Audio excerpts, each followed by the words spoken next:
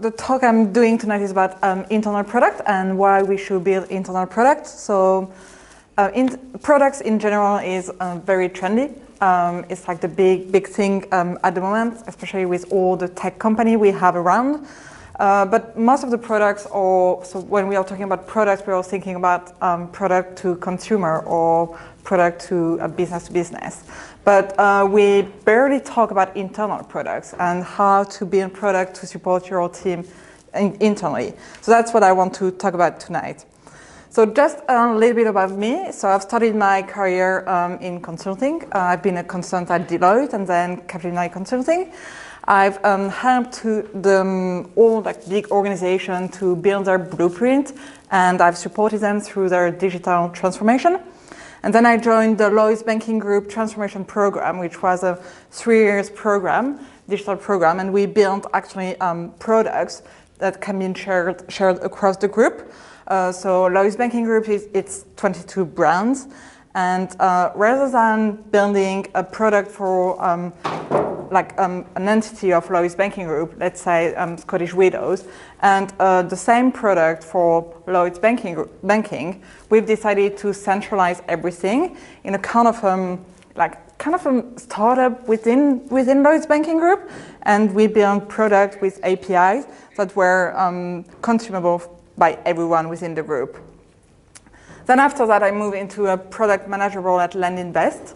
So I was at LendInvest for 1.5 years, and my first project when I joined was to build kind of an internal tool to support a big project within the company.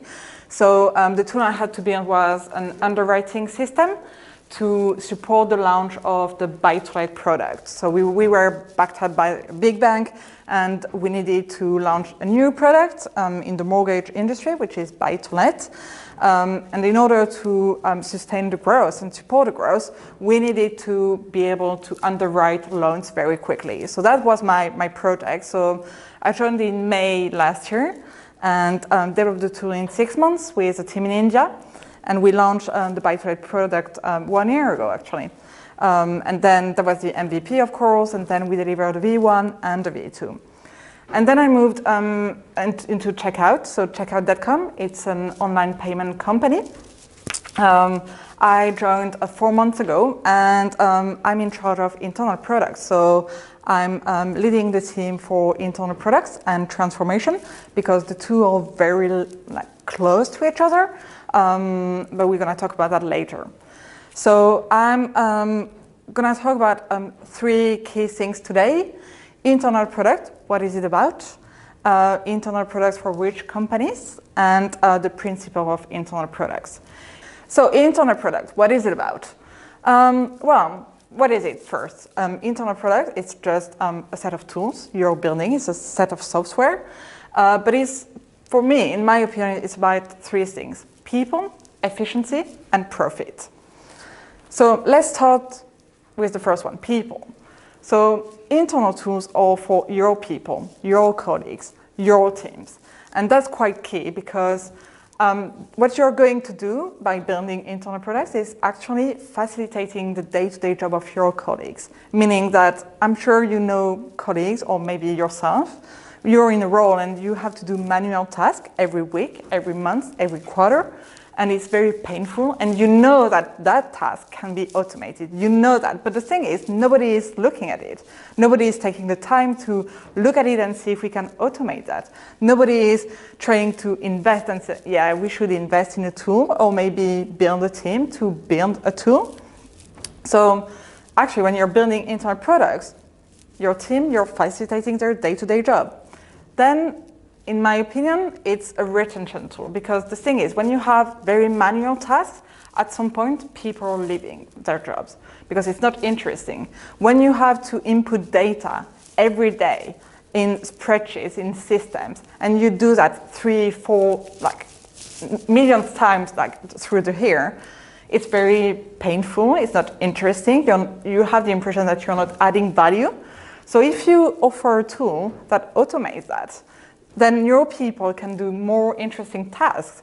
And it's kind of like a way to retain them and keep good people within your company. Then the third thing is releasing the pressure.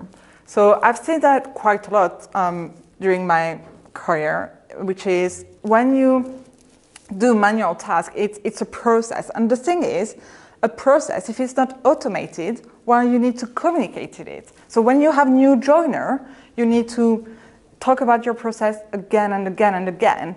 And if nothing is documented, if nothing is automated, well, of course you have error, and of course you have a lot of pressure on people, because if they do error, which is like human, we are all human, we can do error, sometimes it's quite critical for the business. And you don't want to have that. So if you have a way to automate things, then you release the pressure. And then the last thing is buy-in from your colleagues. So if you explain why you want to build internal products and what's the value of it, well, you're probably going to have their buy-in, because at the end of the day, you're going to facilitate their life, and they'll be very excited about what you want to build, and they'll be very committed to help you to deliver what you want to build. So that's the first point for me. It's like internal products, it's about people first. Any questions? No? Keep it for later. Okay. Efficiency.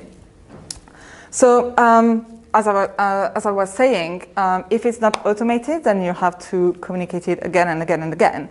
And you're wasting your time, because let's say you're in a good startup and it's going really, really well, and you're hiring tons of people every week or every month.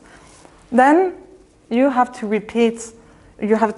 teach new people to onboard them. So each time you have a new joiner, you have to repeat the process, you have to explain the process, you have to go through the process, and then you have to supervise, and you have to look after them, and you have to make sure that what they do is the correct process. You have to check what they're doing, because nothing is automated and everything is manual. Also, of course, because they're new, they're probably going to do some mistake, and that's fine, but reality is most of the time you can automate that. So building internal products is all about efficiency, because if you're automating things, people will think, oh my God, I'm not going to have a job in 6 months' time because you're replacing me. Well, the reality is, no, actually, I'm offering you a tool to be more efficient and to then do things that are much more valuable for you and for the company as well. Because we don't want to recruit people just to input data in a system. That's not what we want to do today in 2019 and 2019 almost. We want to recruit people that will bring value to companies. We want to recruit people that will have new ideas for the company and make the company a bit better. So it's all about efficiency, and actually people will like you for that as well. Last point is about profit. So when you build an internal product, the challenge you're going to have is, okay, fine, that's a great idea, but actually you're not making any revenue, because we won't be able to sell your product to customer. So what's the point? Well, fair challenge. But the reality is, if you automate processes, then you're gonna sustain the growth without recruiting new ops people, for example.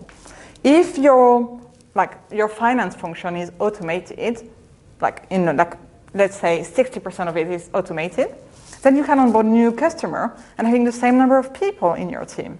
If customer support, most of the processes are automated, same thing. You're gonna have more and more customer every day, same team in place on the ground. So yes, it's not about revenue, but it all comes to profit at the end, because the reality is your customer will be happier because mistakes will be, you have less mistakes, the service will be better, your people will be more available to do their day-to-day job, and then you're just gonna make profit. So those 3 points for me are key. It's people, efficiency, and profit, and they come together. You don't have to pick one, they all come together. And the profit side is very important, especially if you want to say, okay, you're going to your exec team and you say, I'd like to build an internal product. And so I'd be like, no way. I'm not gonna give you the money to recruit a team and do that. Well, actually, this is why I want to build internal product, and this is the profit you're gonna make when we have that live.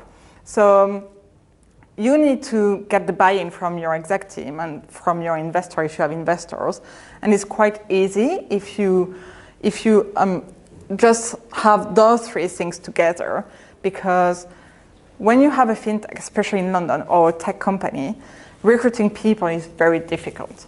It's very competitive, salaries are like crazy now, and if you want good people, you need to have something for them.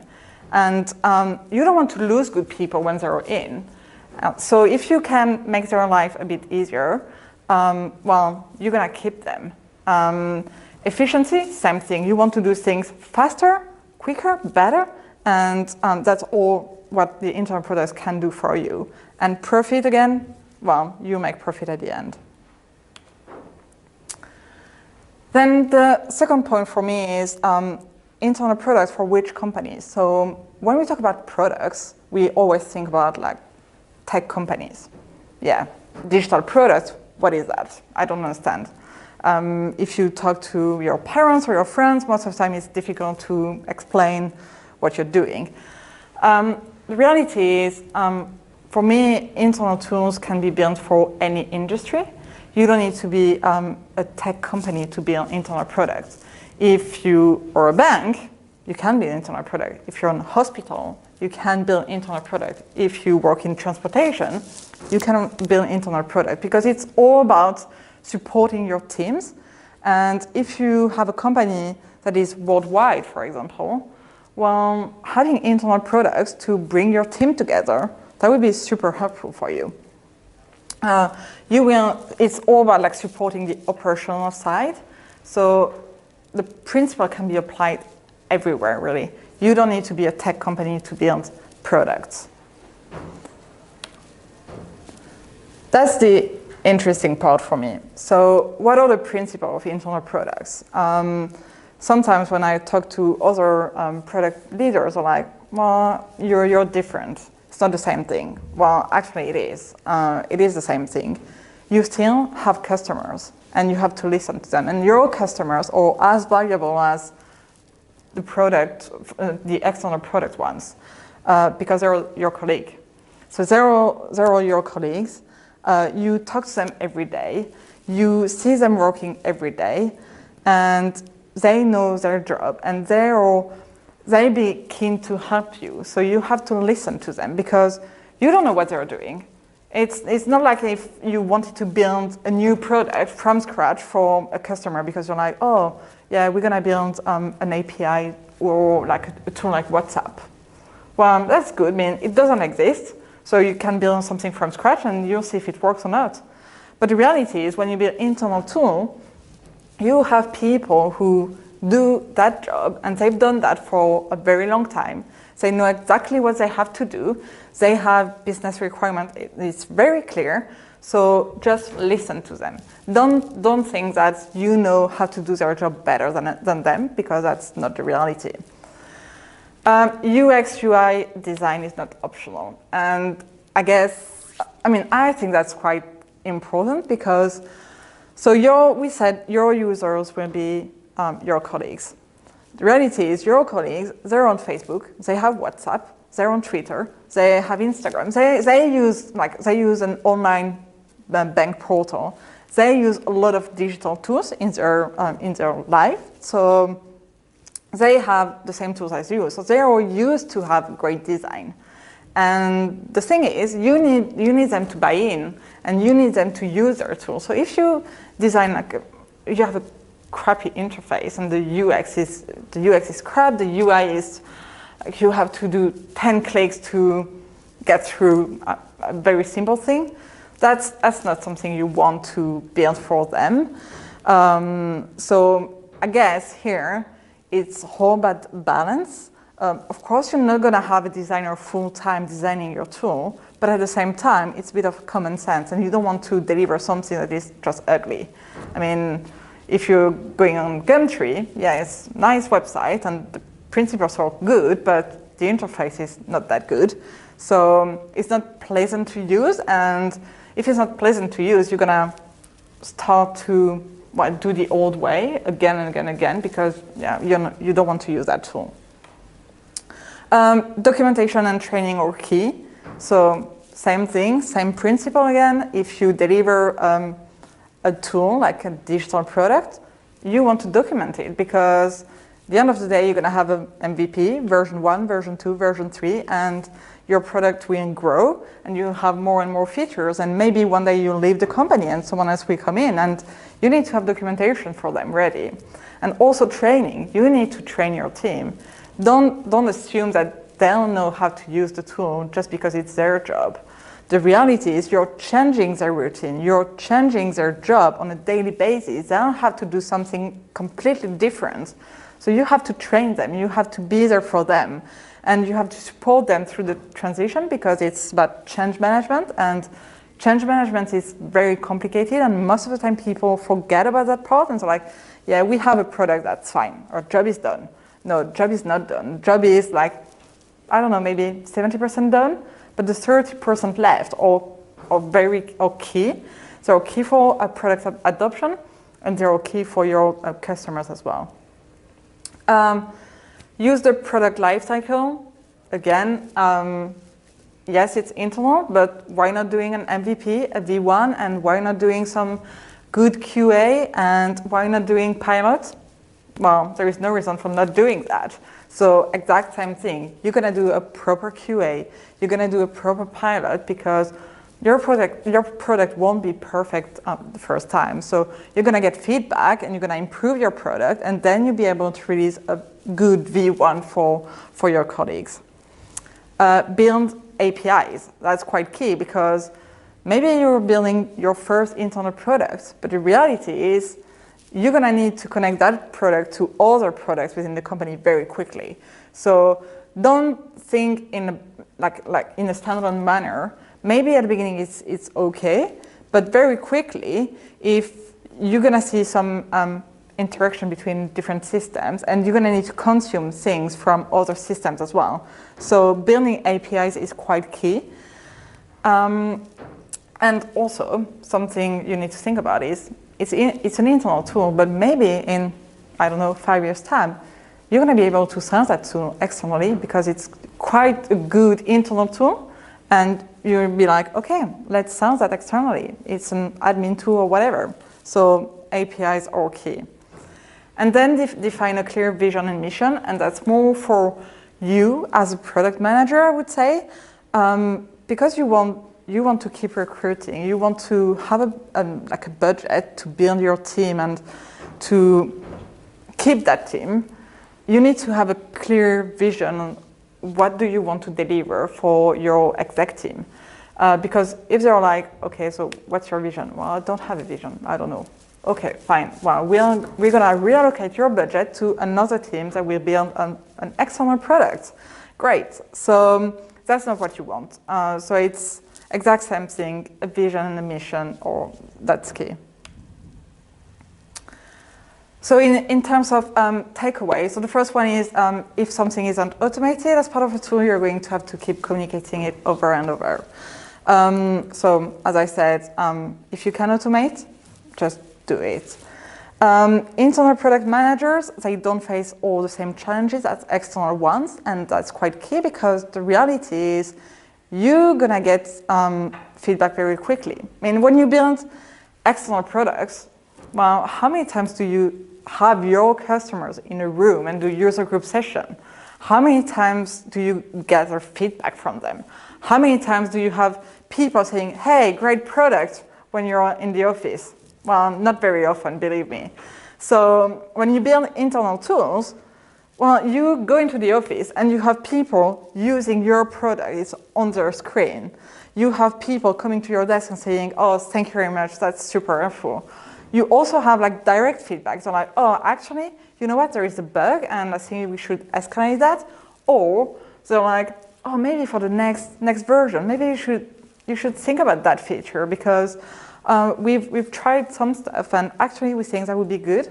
So you're gonna have like instant feedbacks, and that's very, very powerful actually.